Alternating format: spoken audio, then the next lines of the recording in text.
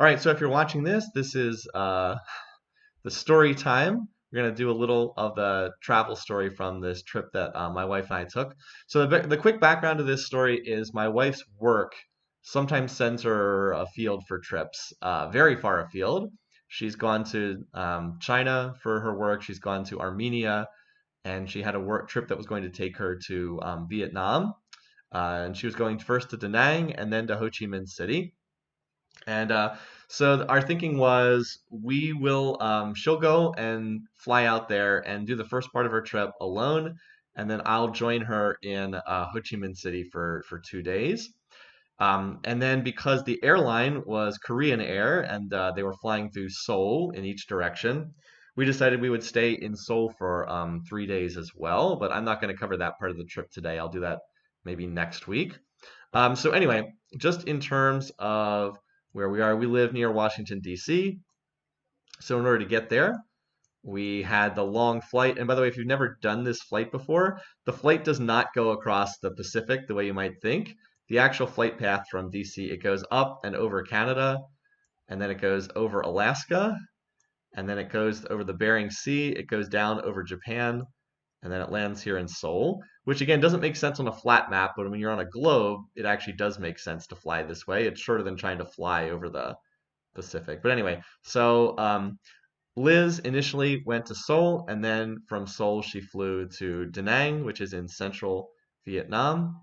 It's right, where is it? There it is, right here. She spent a couple days there, and then she flew to Ho Chi Minh City. I flew to Seoul, and then flew there down here to Ho Chi Minh City. So this is where we were, which is a very large city. I have to look up how many people it has, but Vietnam as a country has about 100 million people living in it. So it's a densely populated country. And Ho Chi Minh City is the largest city, although it's not the capital, which is Hanoi, but it is the largest city. It's the former Saigon. Okay, so just some quick pictures here. Again, try to cover some of them. So this was the airplane, and this is the only good picture I got from the flight. The flight to Seoul was 15 hours, so a long flight, and then I had another, it was almost 6 hours from Seoul to Ho Chi Minh City. Um, but this was when flying over central Alaska. This is the Brooks Range from up in the air. It was like one of the few cool pictures I got, just wilderness that's all snowbound this time of year. Korea's airport, there's baby shark stuff there. And then this was going through customs in Ho Chi Minh City. So my flight landed at 11:30 p.m. local time. Very tired by that point. And then there was this insanely long line to get through customs. I didn't get out of customs until like 12:30 a.m. and then I still had to get to the hotel. Anyway, this is the hotel, Box Suite Saigon. It was a very nice hotel. It was very vertical. Like it was just there was only maybe like 10 rooms on each floor, but it had 8 floors or 9 floors, I think.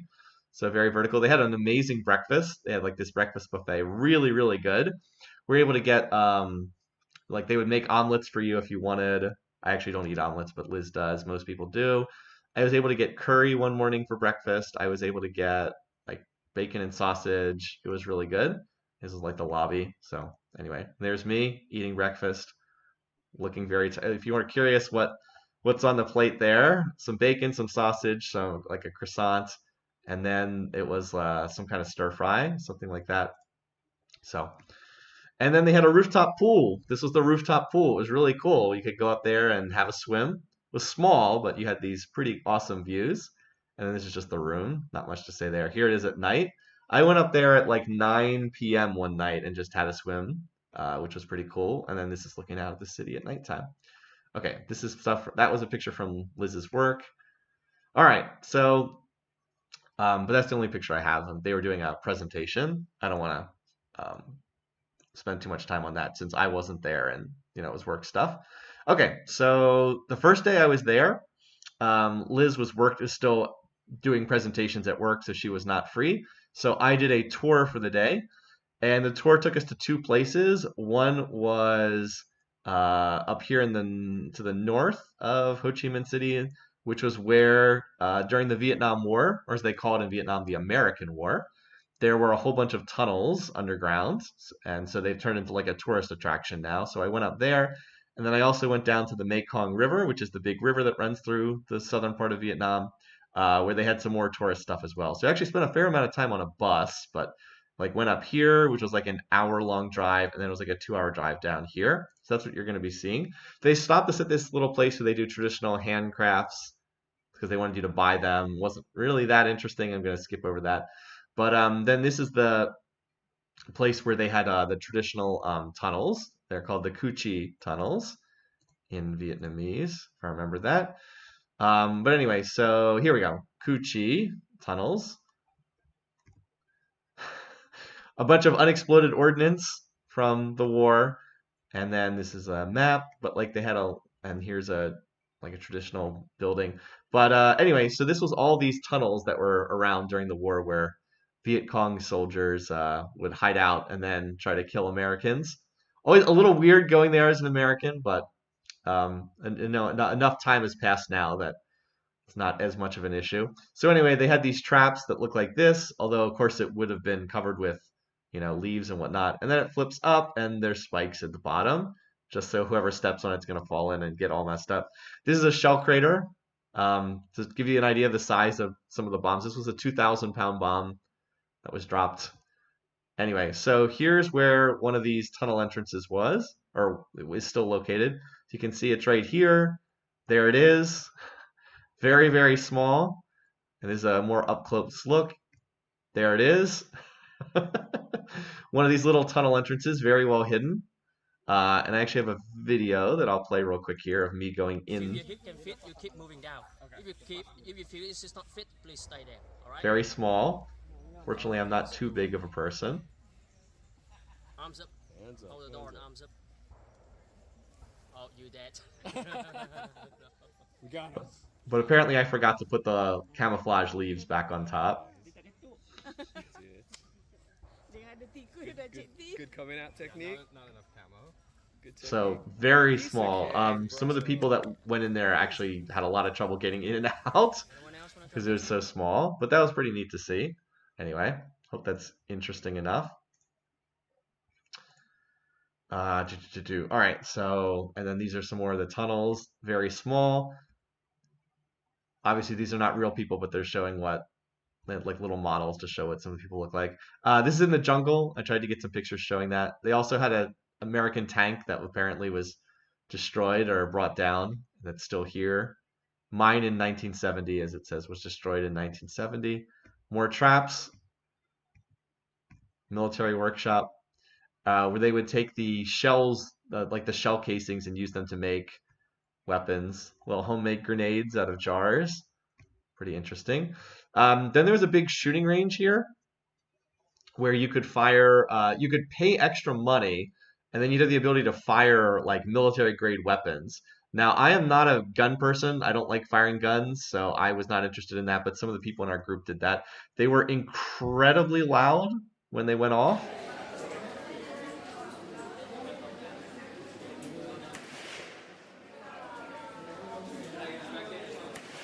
Not really captured on the video, but you could get various different types of military weapons. They had M16s, which seemed to be the most popular one. They had some AK-47s. They had a couple other. Here they are. AK, RPK, K54, I guess that's supposed to be M16. Anyway, they had different types of military weapons you could fire. Some of the people who were firing them, I don't think they realized some of these weapons were fully automatic because you were given 10 shots if you fired the guns. And some of the weapons are fully automatic, so I guess they didn't realize that if you held the trigger down, it would just fire all 10 shots immediately. And so some of the people just went through all of their ammo in like 2 seconds because they didn't realize the weapons were automatic. At least in the US, it's illegal to sell weapons that are fully automatic. That you can only sell semi-automatic or the ones that have to like spin the revolver or pull back the bolt or whatever. Anyway, though, so then we went down into some more of these tunnels, or these are the ones you can actually go into. So here we are going down into the tunnel. The height was 1 meter, so that's a little over 3 feet for those of Americans like me who use a silly measuring system. And the tunnels were actually expanded from when they were used during the war. During the war, they said they were about 60 to 70 centimeters, and they expanded it out to 1 meter. So that would have been more like 2 feet tall. I'm relatively tall. I was able to go through here. It was a bit of a tight squeeze, like crouch walking. Um, but if you're claustrophobic, definitely do not go down there because there's not a lot of space in there. Anyway, and then you're just in the jungle. So if you're, stereotypical, if you're wondering what it looks like, just in the jungle in Vietnam. There's more. By the way, there's more of these tunnels here. Oh, and then they gave us this little local food to eat. I can't remember what this was called, unfortunately. Oh well. And then the Vietnamese government propaganda. I would see more of that later. This is where we had lunch. It was a nice lunch. All right, and so then after we were done there, I mentioned we wrapped up with the tunnels, which are up here. Drove down here to the Mekong, and where were we? We were here, this city here, My Tho. I'm probably hardly mispronouncing that. But then we're here to see some of the stuff associated with the river. And on this island here, here we go, which I guess is called Phoenix Island, Dragon Island, Unicorn Island. We were on one of these. I'd have to double check to see which one it was. But anyway, so this is the little reception area where you first arrive. We didn't stop to eat, but some nice stuff there because we had just had lunch. So here's the river, the Mekong, one of the big rivers in Southeast Asia. Very muddy. We were near the mouth of the river, so very, very muddy. A lot of silt, a lot of sediment in there. These are the kind of traditional boats that now have motors on them, but are not that different from what was used historically. They gave us coconuts filled with water. Now, I actually don't like coconut as a taste, but I was pretty thirsty because, by the way, it's very hot in Vietnam. I might have mentioned that earlier, but yeah, you're pretty close to the equator in Vietnam. The equator is right around here. Ho Chi Minh City is at what north latitude? It's only at 10 degrees north latitude, so you're very much in the tropics. And it was the temperature was in the low to mid 90s Fahrenheit each day. So it was about 35 Celsius, right around that. Maybe like 34, like a little, but it was very hot every single day. Okay, some pictures on the river, more on the boat. This is a boat that was passing us. I don't know what kind of boat this was. Maybe a touring boat? I don't know. It wasn't a shipping boat. And then we went to this island. So here we are arriving on this little dock on this island, which is kind of interesting. So then there was a whole bunch of tourist stuff they took us to. This is where they were making candy out of coconut. Like they were taking the coconut pulp and melting it and turning it into candy. So here's all the coconuts. And then these women, I guess, were packaging the food. I think they were putting the little candy bits into individual packages. Again, I don't like coconut as a flavor, so I didn't want to buy any of these. More stuff you could buy, more fruits you could buy.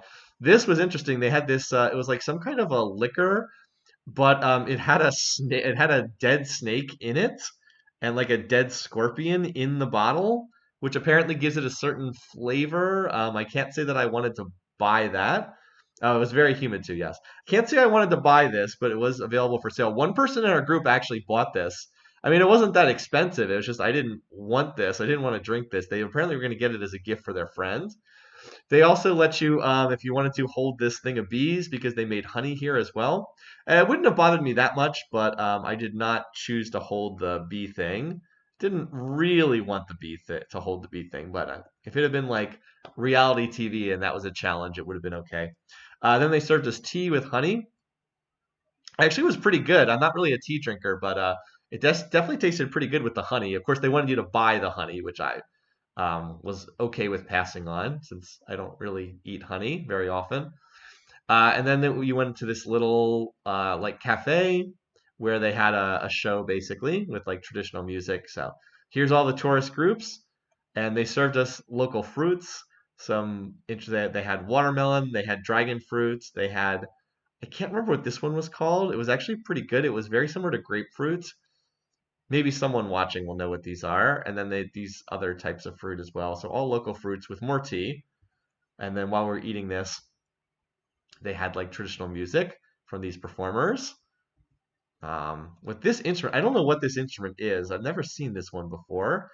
Or maybe I've seen this at some point, but I don't know what the name of this is. It's a stringed instrument, but it's a very unusual kind of design.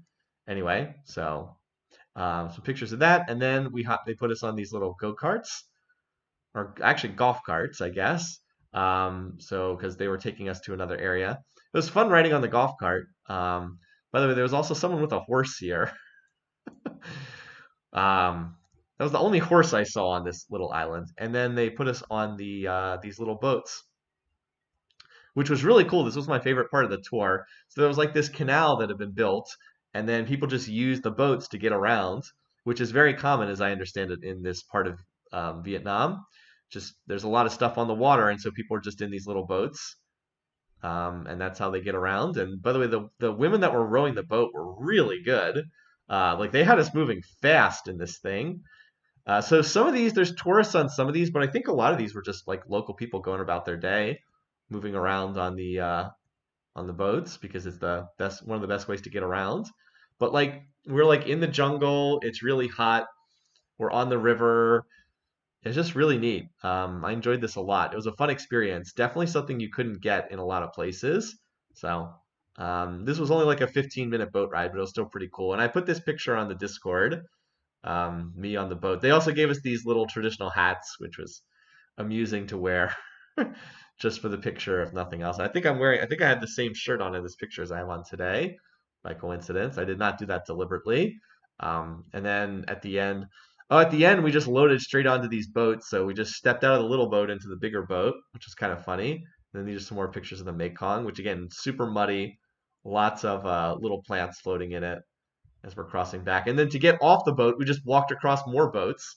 Not maybe not the safest thing, but no like gangplank or runway or anything. We just walked from one boat to another, and then that was the wrap up. Then we had another 2 hour boat ride, but we did make it back, so that was fun.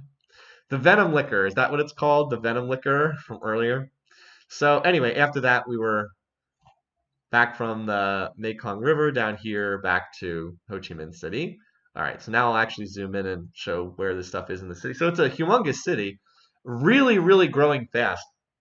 I made the comparison that I think this city is what it would have been like to go to something like New York in 1900, when it's just like the city is so up and coming and everything is new and construction's going up everywhere.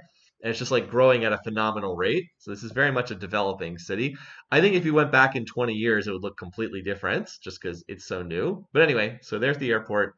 And we were staying, our hotel was right here. There's Box Suite Saigon right here. So we were on this little circle, and then all the attractions were like down here. All the stuff tourists would want to go to at least. All the stuff was like down here, and we were within walking distance of everything, which was pretty cool. Anyway, so this is the after I got back into the tour. It was a long tour. I was pretty tired, but we went and got dinner. And so here's my wife Liz and her colleague. We went to this vegetarian place because her colleague is a vegetarian, and they had lots of different dishes. And it was pretty good. But anyway, next morning, this is our second day in Ho Chi Minh City. Liz had one more work thing she had to work on in the morning, so I went out by myself for a couple hours, and then I joined her at like 10. But these are a couple pictures of me walking around by myself. So here is again on the map. We're on this little circle here, which is apparently called Turtle Pond or Turtle Lake in Vietnamese. I can't pronounce this. I mean, I could try, but so that's what this is. It's the little circle here. This picture was taken early in the morning and it was super muggy. It was very humid. So I was trying to clean the lens on the camera, but this came out a little blurry nonetheless. So yeah, here's the circle. By the way, Highlands Coffee. This is like the Starbucks in Vietnam. Apparently, they're everywhere. By the way, Starbucks was also in Vietnam, but this was this like other Starbucks-like place. So anyway, just a couple shots of this. A picture of the traffic, by the way. So I should say a word about the traffic. Maybe if anyone is familiar with Vietnam or maybe somewhere, just places in general or in South or Southeast Asia, the traffic is insane. It's completely crazy in Vietnam. If you've watched like The Amazing Race, which is the television show, when they go to countries like this, you sometimes will see footage of that. But everybody is on these motorbikes, right? There's probably like 10 motorbikes for every car, and they just like they don't really pay any attention to traffic signals. they just kind of go constantly, and like people just drive up on the sidewalk. So there's often barriers on the sidewalks where they want to stop the motorbikes from driving up on them, but people just drive up on the sidewalk. In order to cross the street, there's like almost never crosswalk stuff. There might be a crosswalk on the painted on the ground, but like there's often not traffic signals or anything like that. If you want to cross the street, you just have to walk out into the traffic and rely on people not hitting you. That's like the only way to cross a lot of the time. Um, because if you just wait, you'll never cross. Like nobody's ever going to slow down or stop. If you just wait, you're never going to make it. So you just have to walk out into the traffic and they just go around you. It's very dangerous. It's not safe at all. But that was the experience. So yeah. Liz works for a think tank in Washington, D.C. She works on educational games or serious games. So they actually make video games, and then they were going around to try to promote some of them and do education on games. So yeah, it's a pretty interesting job.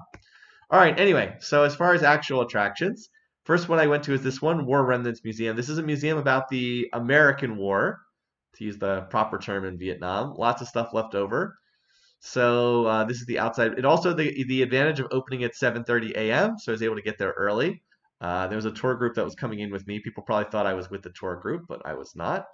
They have a whole bunch of leftover American military surplus that was captured at the end of the war. So all stuff that says U.S. Army, but is controlled here in Vietnam now. More unexploded ordnance left over. So anyway, this museum, I do have to mention all the various little informational placards were created by Vietnam's government.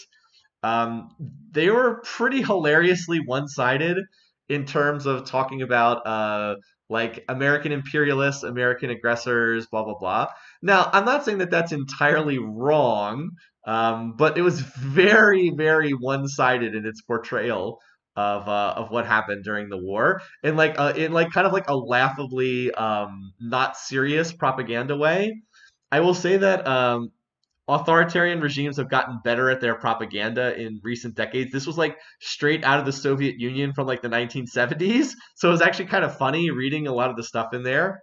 But yeah, so I don't want to get too much into the politics of the war. I think it's pretty safe to say in retrospect the US really should not have been in Vietnam and that it was pretty horrible for everybody. But the whole portrayal was like goes like 5 steps further than that at the museum. It didn't really bother me. I'm just kind of amused, and I want to point that out.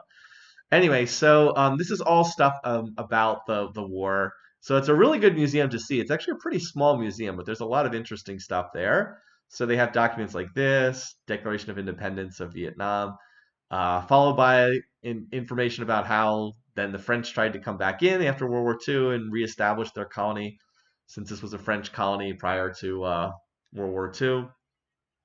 And then the Japanese came in and kicked out the French. And then the French tried to come back in after the war was over, and the Vietnamese did not want that, understandably. And then the Americans kind of got sucked in and to a greater and greater extent. And then it became a Cold War thing of trying to stop the spread of communism, etc. Like here they have how many American soldiers were in Vietnam. Oh, here's the example. South Vietnamese puppet military forces. Yeah, the South Vietnamese government was back when it existed. In this museum, it was always collaborationist or puppets, etc., etc. Um, just to give you a little taste of how things are presented at this museum. I'm sorry, I just find it kind of amusing. Now, South Vietnam's government was very corrupt. Let's not, like it was a very corrupt government, but still. It was not a puppet military. It was just opposed to the government in the north.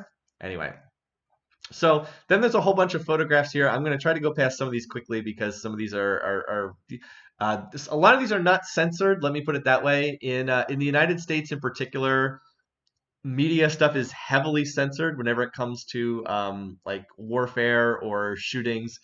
I actually think that that's a mistake. We might not have as many issues with gun violence in the U.S. if newspapers could like actually publish images of what that happens. But everything's always censored in the U.S. Well, everything is not censored here at this museum. So some of the images are pretty brutal. I'm going to try to avoid them here. on screen. Oh yeah, so we had a question, and our son, did son stay with grandparents? Yes. Our baby son stayed with his grandparents, and they very kindly watched him for the week that we were away. It's a lot watching a 1 year old. It's an awful lot watching a 1 year old, but they very kindly did that for us. And we actually had some good pictures of him while he was with grandma and grandpa. Here's him with. Oh wait, no, this is from earlier. I don't know. Have I put up the pictures of him when he was with grandma and grandpa? Oh yeah, they sent us a couple. They kept sending us pictures. This was actually when he was with me, but he was playing on the slide. Look at this happy guy. Really happy. But okay, this was him. This was when he was with grandma and grandpa. Look at him reading in the car. He can't read. He's 1 year old. He can't read, but he would fool you in this picture. He really looks like he's reading. But no, he's one. He can't read. He's just looking at the pictures. But he is so serious in his expression. And there he is with Grandpa. He's a little cute. He's a little cutie. Here he's playing again. He just looks so happy in this picture. He's enjoying the slides. Anyway, just to give you a couple images of him. Anyway, okay. So as I said, back to the much less happy subject of the war. As I said, I'm going to go through these pretty quickly. But photographers who died in the war, a lot of them, of course, were killed. This is an amazing picture. This is not a graphic image or anything, but this is an incredible picture that was captured. A photographer captured this. This is a plane that was shot down and is just about to crash into the ground. This is like 1 second before everyone on the plane died horribly, but like this is not CGI. This is not like a model. This is an actual plane being shot down about to crash into the ground. That's wow, what an image to capture there. Um, and sucks obviously for the people involved, but still, yeah, a really striking image. I definitely wanted to capture that.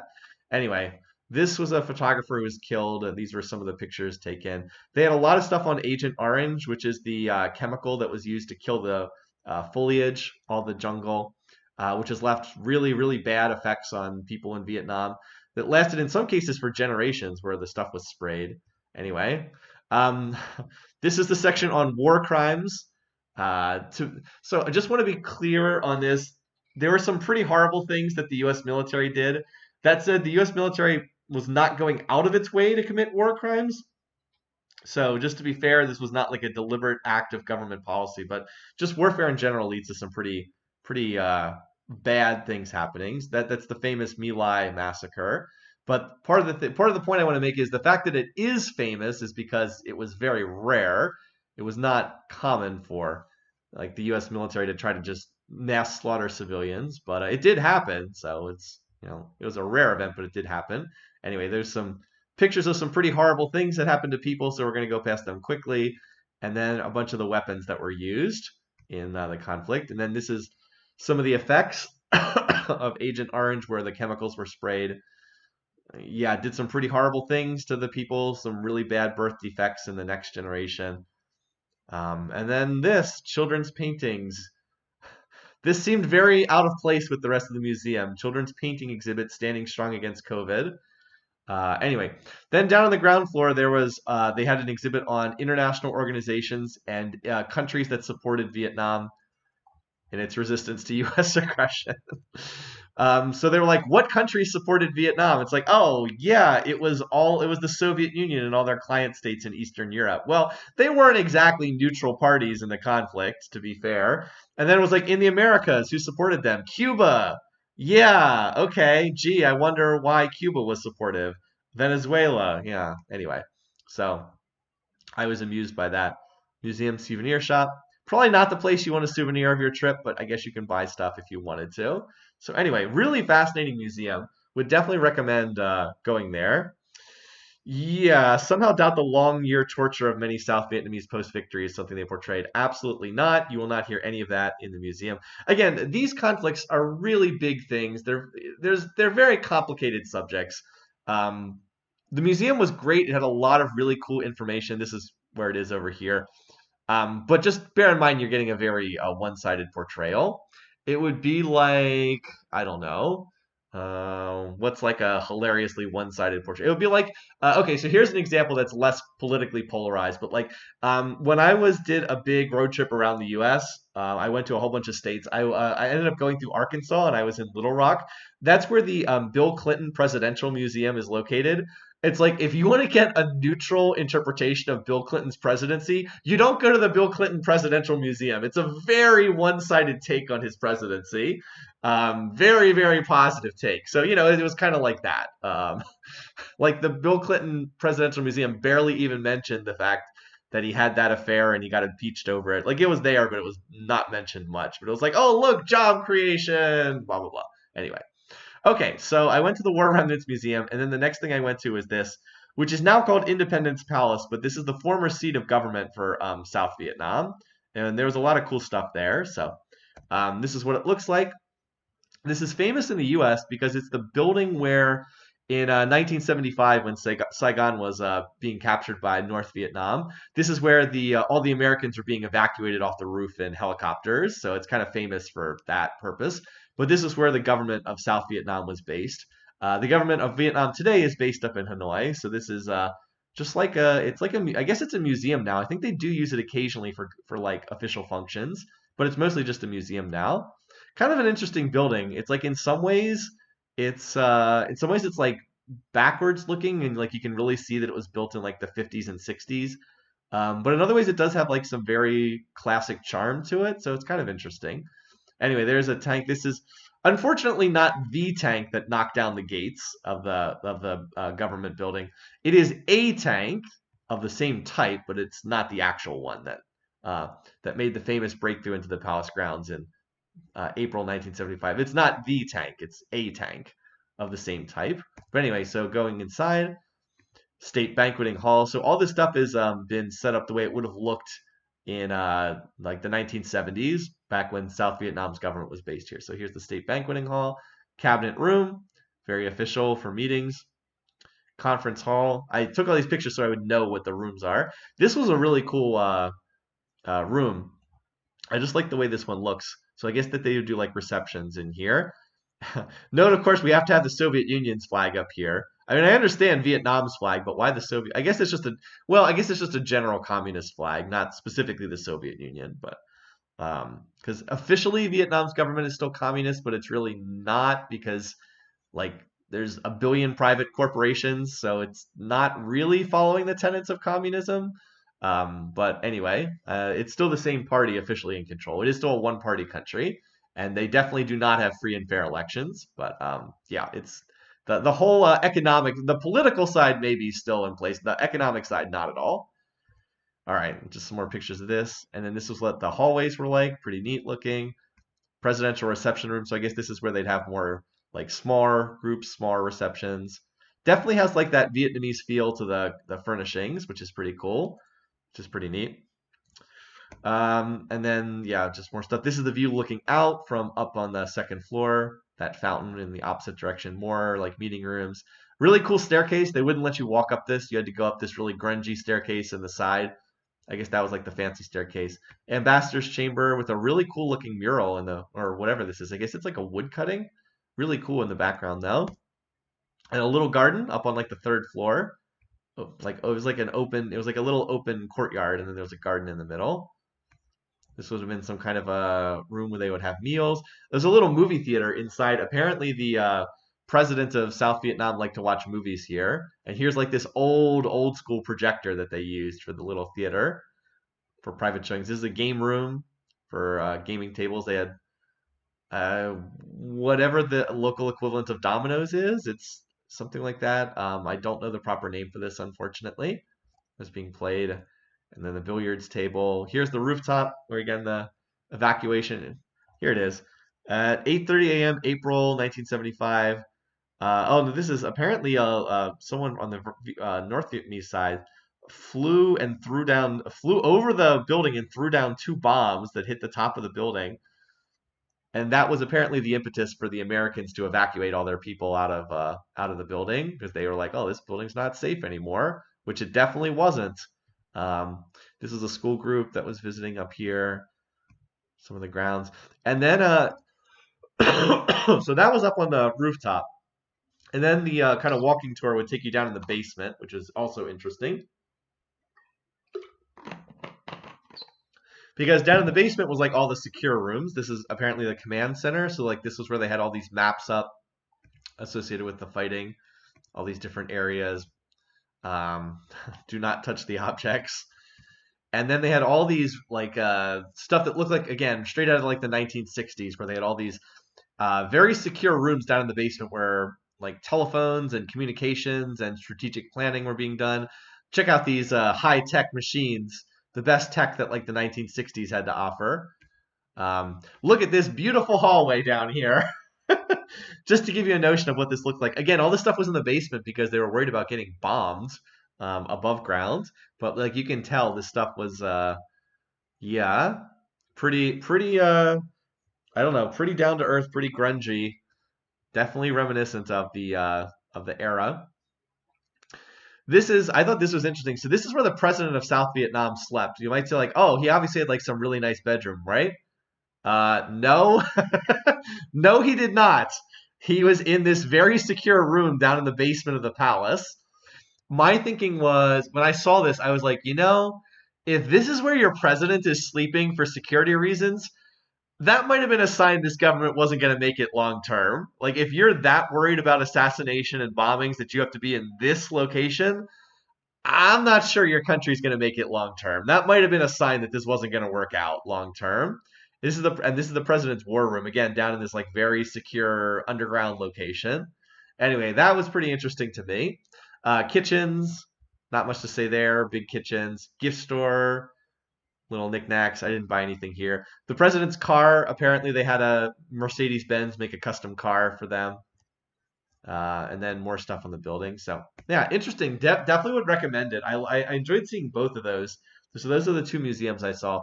Then this is one of the public parks in Ho Chi Minh City. Not amazing, but I just took some pictures of the park as I walked through it. Again, you can tell how hot it is. Very, very tropical climate.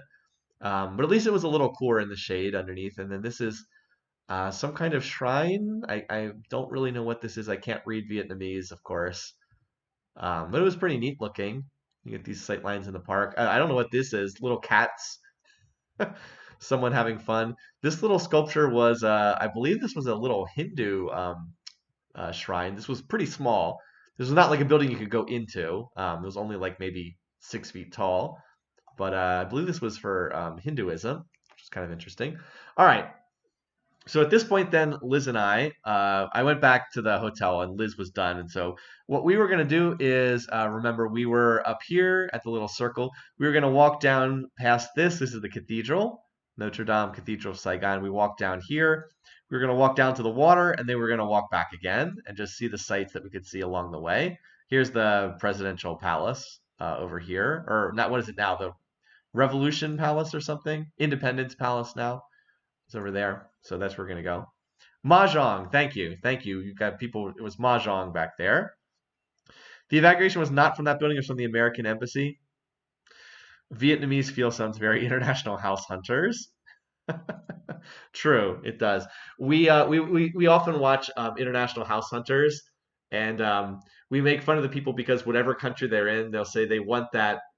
Like if they're in Sweden, they'll say they want that Swedish charm. If they're in Mexico, they'll say they want that Mexican charm, blah, blah, blah. I don't think I said Vietnamese charm. I think I said something else. But anyway, so this is a department store with Liz out in front. We were surprised by how many Christmas decorations there were. These are some of the pictures Liz took. This is some stuff put up by the Vietnamese government. Your standard picture of Lenin with the hammer and sickle. You see this all the time in the US, right? Lots of stuff like that. I think Liz translated that, but I can't remember what it said. So here's the cathedral. Unfortunately, the cathedral was under major construction, so it was closed. That's a little disappointing, but not that uncommon that when you go to these places, they're under construction. Looks like a pretty standard Gothic style cathedral, but I would have enjoyed going inside. Still, was not open to the public. If we go back again, if we ever go back, maybe it'll be open. This was right next to the cathedral. This was a little walking street that was all booksellers, which was really cool. So we definitely walked down here. Checked it out. There was this little bus that was selling books, which is pretty neat, converted bus. So just all booksellers in here. Harry Potter, you want to get your Vietnamese copy of Harry Potter, which is pretty cool. I can't remember. I don't think we translated this to figure out which one of the books in the series it was. So I don't know which one this particular one they're advertising was. And then Liz took this one. I don't know. This was to promote getting vaccinated. Apparently, they had like a plague doctor to encourage people to get vaccinated, and then just more pictures of the booksellers. This I thought was really cool. This is a map of Saigon, or as it was Saigon at the time, now Ho Chi Minh City, in 1898. One of the cool things is the little some of the features that we saw were still very recognizable on this map. So what is it? There's the presidential palace. There's the cathedral, and there's the little circle that our hotel was on, was right there. So, and then the bookseller's street was like right here. And we're about to go here. This is the old post office. So like a lot of the key features of the city are still recognizable, even though this is from 1898 and the city is completely different now. Oh, and this is the park I walked through. This is where the park was, right here, because it was right next to the palace. So a lot of the features are still there. Anyway, more shots of the Bookseller Street, and then this is the old post office. It's still, I guess I shouldn't call it the old post office. It's still a working post office, but yeah. There's the inside. We got a picture of Ho Chi Minh in the background, of course. You could, and then these old paintings that the French put up here when they built this. This one is of South Vietnam or Sud Vietnam, en français. And then this one was Saigon at the time. Again, same features. Where's the, I guess you can't see the little circle, but there's the palace. This is apparently even older than the other map that we had there. And like most of the surrounding was just swamp at the time. Now it's all developed. So there you go. All right, here's another shot of the cathedral, and then us walking through city streets. This is the Opera House. We did not go to a performance at the Opera House. I went past here at night. It was all lit up. It looked pretty cool, but we did not actually go to try to see a performance at the Opera House. Another shot. There's another street scene showing some of the stuff. I guess this is like a lotus, a fountain with a lotus on it. This is a building you can't go into. This is where I believe this is City Hall for Saigon or Ho Chi Minh City. I think that that's what this one is with the statue of Uncle Ho Chi Minh, and then there's just the building without him in front of it. Apparently, that's a Harry Potter companion book with illustrations, not a main series translation. Interesting, overall. Did you get a feel for where the tourists were from? Well, we didn't see a lot of tourists in Vietnam. We saw a handful, but we didn't see too many. The people that were on my tour, there was a couple that was from the U.S. They were from Virginia. They lived in Richmond. And then there was a pair of tourists that were from England. They were actually from where were they? It was Cornwall. They actually lived in Cornwall. I was like, oh wow, I've never met. You know, I've been to the UK. I've spent a fair amount of time there. I've never actually met anyone who was from Cornwall. It's kind of a remote part of Britain. And then there was one person who was there by himself, and he was from Vancouver in Canada. So those are the people that were on the tour with me at least. But we didn't run into too many tourists in Ho Chi Minh City. Anyway, these are just some streetscapes that we passed through. This is a department store building we went into. Liz doesn't want me to show pictures of her, so I'll try to go by that quickly. This is the waterfront. As I said, we walked down to the waterfront. This is where all the construction, or part of the construction, is going up. There's this huge sequence of skyscrapers that are going up to a little bit to the north of the downtown. And there's this statue here. I don't know what this is a statue of because, as I said, I don't know Vietnamese, but it was pretty cool looking in this little park by the water. So here's the river. I believe this is the Saigon River. Is that right? Yeah, it's the Saigon River is the official name. This is down here by the waterfront. So, like the Mekong, it was a pretty muddy river. Again, this is pretty close to the mouth of the river. So a lot of plants, a lot of dirt coming downstream. And this is looking across the river to the east side where we did not go. Over here on the east side this looks like it's mostly residential, not really a touristy area as I understand it. Yeah, it looks like there's some parks over there. I think this was mostly swampland that's being converted over, but looks like it was all traditionally just marsh. Anyway, so more of the waterfront. We were looking for a place to eat. We thought maybe we'd eat here at the ferry terminal, but it didn't really have food we wanted. And then we were looking down here to the off in the distance. There was this building here that was apparently a restaurant that was built to look like a Chinese junk called Alyssa, apparently. We didn't get that far down there. It was a pretty good distance away, but we did see it in the distance. We ended up eating at a little restaurant. Here I am eating. The food was pretty good here. And this was this what I had? I think this is what Liz had. I can't remember. But anyway, yeah. So we stopped in and had lunch. This was just a building that we saw as we were walking to our next destination. We liked it because of all the fish. I guess that they were selling fish there. This is another like public square. Can see why this is an amusing name, at least in English. I'll just leave that as is. So the next place we were going was to this tower. This is called the Bitexo Financial Tower. Skyscraper that has a big observation deck. So we were headed in that direction at this point. Liz said a lot of the tourists were European, especially Scandinavian. Interesting. Statue of the medieval warrior. Involved in repelling the Mongol invasions. Thank you. For more photos of food, turn into Liz's version of the live stream. So this tower had a shopping mall attached to it, and this was the lobby of the shopping mall. We realized we had to go around. Anyway, there's Liz with more of the Christmas decorations as we headed up. We actually had to walk around the building to find the entrance to the sky deck. So anyway, here's up on the top. A little bit on the history of the building. Apparently, it's only finished in 2011 or 2010, excuse me. Inauguration 2010, so it's a pretty recent building.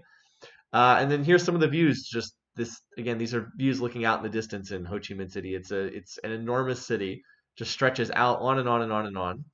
I will mention this here. So this building here is where we're going next. This is the traditional marketplace, and we were going to walk over there next. So that's where we were heading as our next destination. But yeah, you can just see all the stuff stretching out like as far as you can see. More views of the river from up top. I mentioned this is where a whole bunch of buildings are being built. There's this huge skyscraper that's not even finished yet. And then more stuff over here. Seems to be a lot of the financial stuff is being developed there. There's us. I think that's a pretty good picture of us up top. Then they had a little exhibit on traditional Vietnamese dress, which is the Ao Dai. I'm probably mispronouncing that. This is they had just women's versions of this, but I believe that there's a male version of this outfit as well. It was notable to me at least because it has the huge slit on the side, and I suspect that's because it's very hot in Vietnam is probably why the design is cut like that. But yeah, so a little exhibit on that, and then I guess we had a couple more pictures of the river from up top here. And then yeah, apparently it's like this is where most of the people live. It's just way out here where there's like a gazillion buildings, like apartments and such. This building here is still under, by the way, this building here is not done yet. This building was under construction. So a lot of stuff being built, as you can imagine. Also Saigonopoly, if you wanted to play.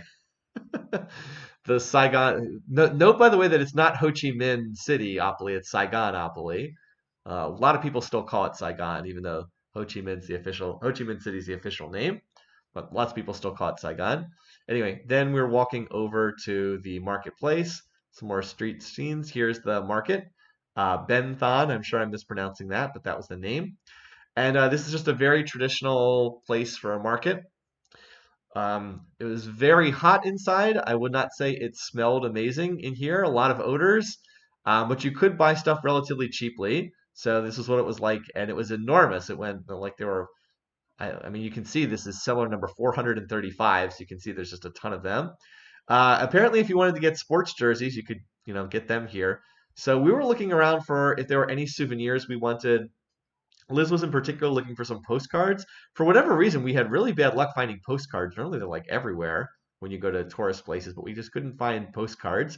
And then someone tried to sell us some post. We did finally find someone who had postcards, but they were trying to sell them at like some ridiculous rate. I think they were relying on us not knowing the conversion rate of the local currency, the dong, into dollars, and it like translated out to like $30. We were like, no, we're not paying $30 for postcards. That's ridiculous. And then they like tried to bargain us down, but it was still going to be like, I don't know, $10 for postcards. We're like, no, postcards are supposed to be like 50 cents or $1. Everything is really cheap in Vietnam too, so they were clearly just trying to rip us off. All right, well, anyway, here's all just more stuff you can buy. There's all these different types of tea. like a billion types of tea. Also, a lot of coffee types too. We were amused by the coffee types that we were seeing things like monkey coffee, elephant coffee. We're like, elephant coffee? What in the world? Apparently, this is when the animals will eat the coffee beans and then poop them out, and then that's what they use to make the coffee. The beans that are like passed through the animal's digestive system. So yeah, we weren't really that interested in that, but apparently it does give a certain type of flavor for these types of coffee. Yeah, here we go. We have what is this? Weasel coffee, squirrel coffee. There was an elephant version of this, I remember. So we were like, okay, yeah, I think we'll pass on that. But I mean, if you want something that's a little exotic, definitely had it for sale. All sorts of handcrafts here. So we ultimately did not get anything from this market, but we did pass through. We passed through relatively quickly because we were getting pretty hot at this point. And just to give you a sense of what this is like, if you want, here's all the different fruits and all the different fruits on display, including this one, which I can't remember what the name of this one is. We actually were talking about it on my tour group, but I can't remember the name. Someone in chat probably knows what this is here. Yeah. Don't remember monkey, I do remember squirrel. Yeah, definitely squirrel. This was one of the little side paths that we went down and decided that we were gonna not purchase anything, and then we got out of there because we were getting hot and tired. This was a place we stopped to get something to. We got stopped to get a drink here because we have, as you might imagine, when it's really hot and you're walking around, you have to keep getting drink. That's actually this place, Ben Thon Street Food Market, not the main marketplace, which was over here. Here it is. Here's the main market over here. This was a little smaller street food market. It was just all different types of food that was being sold, and we got some, and they had Christmas decorations up. As I said, we got some food here. We actually got it from this vendor right here. I thought it was decent. Liz didn't love the stuff we got there. All right, so these are just some more street pictures. We went back to the hotel. We rested for a little bit, cooled down, and then we went out again with Liz's coworkers, and they went and got a massage at this spa, which was not terribly expensive because it was Vietnam, fortunately. So they went and got a massage, and I just hung out because I did not want to get a massage. These are some of the employees. And then these are just some pictures from like a random. We were in like a little not like quite a convenience store, but like not quite a supermarket either. It was like somewhere in between. And they had this display up for the Year of the Dragon, which is going to be in just less than a month at this point for the Lunar New Year. And just some of the pictures of the stuff. It was a very nice store. All right, and then after that, we went back to the hotel. It was starting to get dark. It was close to dinner time, so we went and Liz and I went and got dinner. And we looked around and we went down this, which was like a restaurant row, this little street here. And so we found this place that was doing Japanese food. I wish these pictures had come out better. For whatever reason, they came out really dark, but they were doing all different types of Japanese food. And the decorations in here were really cool. But the big issue is they kind of messed up the food. They brought my food in like 5 minutes, and then we were waiting for Liz's order, and we are like waiting and waiting, and we waited like 45 minutes, and they didn't bring her food out, and apparently they just forgot to put her food in they just forgot her order completely. So we were like, gee, we were a little frustrated. Once they actually took her order, they brought it right out in like another 10 minutes, but we wasted like all this time. So it wasn't the best restaurant experience. And then just as we were walking back to our hotel, we took some pictures. Again, there's just like food everywhere in Vietnam. Like there's always people just like selling food by the side of the road. And that was our experience just as walking by, there were just, food stands. But when I was on my tour and like we were driving, it was like I don't know, it felt like every 500 meters there would be some little store selling food or someone that just had food for sale. So like there was people just offering things to eat everywhere. So we had some. It was an interesting experience. And then this was right across from where we had our hotel. There was a club. It was like a beer garden slash nightclub place, and they had Yo beer up on front, which was kind of amusing. And then this Liz took this picture with her camera. This is a better night's view. Again, at the little circle in front of us that had this little staircase, Turtle Pond or Turtle Lake or whatever it was called. And that's it. That's all the pictures we had. Oh, I think I had one more video. Did I have one more that was useful from here? Oh, I had this. This is from earlier, but this was this was on the Mekong Delta. Just a quick little video of the experience. Not where I was in the photos, because this is not Ho Chi Minh City, but as I said, I wanted to get a little footage of this. The camera, by the way, kept focusing on the wrong stuff. Kept focusing on the hats of the people in front of me. I had it set to autofocus, and it's like, oh, a hat? Let's focus on that hat, not the scenery. But anyway, still, this was a really cool experience. I'm glad I got to do it. So yeah, we had a good time. We got to see, a city and a country we didn't expect to see before. So it was definitely a lot of fun, and we definitely enjoyed that. People had in the chat durian. Yes, the fruit was the durian. Yeah, I had a chance to taste a little bit. I did not personally like the taste. Liz said the coffee was really good. Um, their version of DoorDash delivers the tables on the street. Yeah, and I agree. Those hats are pretty neat. I think they're common in a number of different countries in Southeast Asia, but definitely traditional, traditional hat that people would wear there. Yeah, I didn't like the durian, but some people. There was one person in my tour group that really liked durian and actually bought one when we were on the tour. But yeah, they have a very strong smell, definitely. Anyway, so yeah, it was a really cool experience, and then from there we went on to South Korea. But I'll cover our time in Seoul next time. So there you go. There's your story time for today. Thanks for tuning in. Hope you enjoyed it. And thanks to Liz for popping in to add some of her thoughts as well.